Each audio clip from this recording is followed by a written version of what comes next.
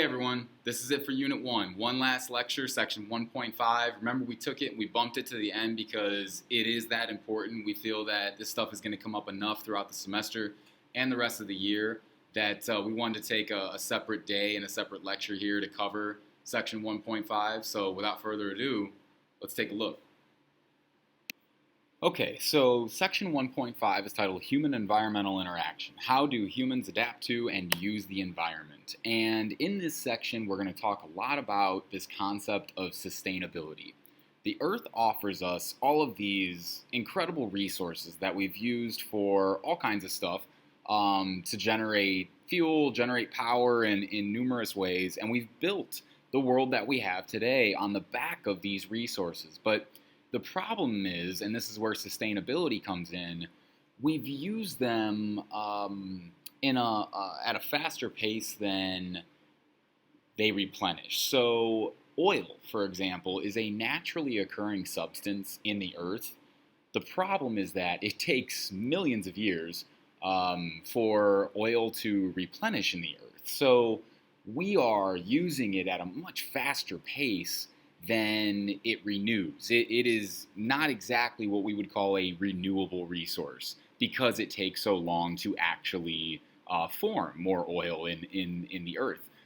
So the depletion of non-renewable resources such as oil or coal is one major issue that geographers tend to point to with sustainability. The other major issue is that we do have renewable resources, but we pollute the earth in such a hazardous way that some of these renewable resources are becoming less and less effective and almost starting to harm us more than they're helping us. For example, as UV rays come through, one good side of that is solar power. The bad side is global warming, for example. So we are destroying a lot of our renewable resources through that pollution. That is the other major issue that geographers point to. Now, there's three pillars of sustainability, according to this belief that geographers have that sustainability is necessary to carry on our current way of life. And one of those pillars is the environment pillar. It's kind of an obvious one. Sustainability only works if humans actually embrace the practices involved in conservation. If nobody cares about it and nobody embraces it, it's never going to work. The other side, and again, there's three pillars, so the second side, I should say, is the economy pillar. What this says is that the prices of goods shouldn't just be set according to supply and demand, meaning if there's a lot of something, it's pretty cheap. If it's rare, they tend to be more expensive. What this says is that we should also price goods according to their environmental cost. So, for example, if there was a vehicle that was extremely dirty in terms of its environmental cost, it's not very fuel efficient, only gets a couple miles per gallon, and it just turns out nasty gas into the air and toxins, things like that. That's kind of an extreme example. But if that were the case, what this pillar says is that even if that automobile is in great supply, meaning normally that might put the price down a little bit. In this case, even if it's in great supply and low demand, meaning people don't want to pay a lot of money for it, because of its environmental cost, it should be priced at a very, very, very high price tag. So because it is so bad for the environment and it's going to cost everybody a little something, even if they're not the one driving it, they might experience the negative impact. What this economic pillar says is that the price of that good should be more expensive. On the other side of things, let's say there's some product that the government really wants to promote because it is really good for the environment in some way. And even though there's a high demand for it, meaning normally in a free market, it would elicit a really high price tag because it's in such high demand. What this says is that because that good is so good for the environment, they should make it really cheap so that people can afford it and therefore help the environment and be more sustainable. So that's the argument there. The final argument is the society pillar.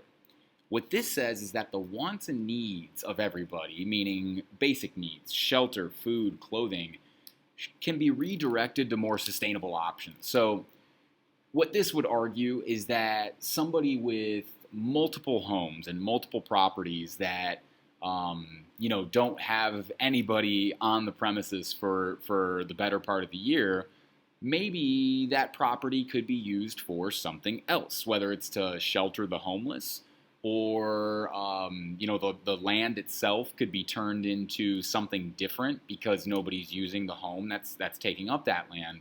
Now, others would argue, well, no, that's my right to have that property, and whether I'm there or not, it's my property, I bought it, I can do what I want with it. So there's a lot of different arguments in this conversation, and you got to remember that this idea of sustainability is just one side of this argument, and these pillars are one person's, or in this case, a lot of people, but it's one side of the argument, right? Somebody might believe in the environmental pillar, but they might not buy into this economic pillar, and that's what makes sustainability so difficult. So as we talk about how we use the Earth's resources, there are really 4 categories that we can break down these resources into. And this is what we call Earth's physical systems. There are 4 types of natural resources. There are 3 types of abiotic systems. Okay, abiotic systems are non-living or inorganic matter. So the atmosphere is the gas surrounding the Earth. That's one type of natural resource. The hydrosphere is all the water on our or near Earth's surface. That would be another type of natural resource, all of that water that exists in the hydrosphere. And then the lithosphere is the Earth's crust and the layer below it. So as you get into things like natural gas, for example, or coal or gold or nickel or any of those things, that would be part of the lithosphere. And then finally, we have the biotic system, which is everything else that's living. So if it doesn't exist in this atmosphere or the hydrosphere or the lithosphere, it's for example, a cow, that falls into the biosphere. And that cow can provide milk for us. It can provide beef for us. There's all kinds of things that these living organisms give to us. But again, you would have the sustainability argument there, where somebody might say, yeah, that cow is here to provide beef for us. That's outstanding. We can live off of that.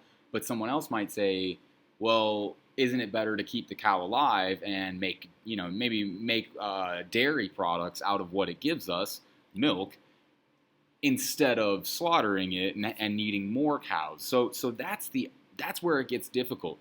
People like a good steak, and they're not going to apologize for that. Other people see it as you're wasting that cow, and this is just both sides of the argument. And you can take your own position on that. But this is the sustainability conversation that is currently happening. And these are some of the human actions that not only are unsustainable, but lead to other issues. So what we're going to try and show you here on these last couple slides is that sustainability isn't just an environmental thing. It can lead to other types of consequences. So, for example, air pollution. Okay, as air pollution occurs through the burning of fossil fuels, as an example, through that's just one way that air pollution can exist and build up.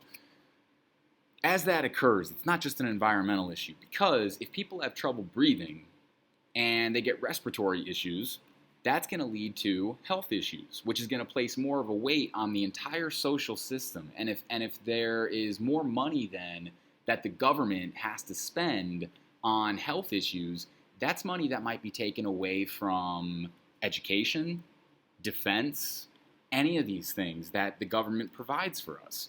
So that's one example. Another example, if there's unsafe water, okay, if we have water line issues, which we have lately in the United States, not only could that lead to illness, which again is a whole issue with health and social spending, but also infrastructure. If they have to replace all of these water lines because they're, say, rusting away on the inside and making people sick. Well, now we have to take a bunch of government money, taxpayer money, and put it toward that infrastructure instead of maybe building a new school or any of those things that, again, the government might pay for. Here's an economic example.